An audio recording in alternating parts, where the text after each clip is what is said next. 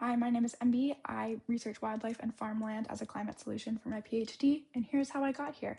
I actually started as a pre-med student. I studied biology, I worked as an EMT, and my senior research thesis is in respiratory physiology.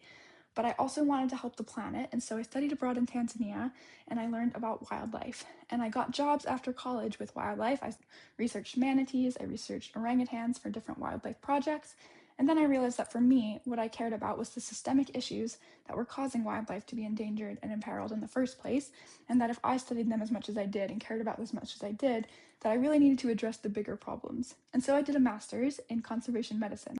And I learned about how agriculture impacts human health and nutrition and impacts animal health and wildlife and impacts the environment and landscape resilience in lots of ways. I got a job working for a national park. I honed my GIS skills and I got a job working on wildlife restoration for beavers in western riverscapes. From there, I found my current PhD looking at wildlife on farmland, doing interdisciplinary work with GIS and with wildlife ecology.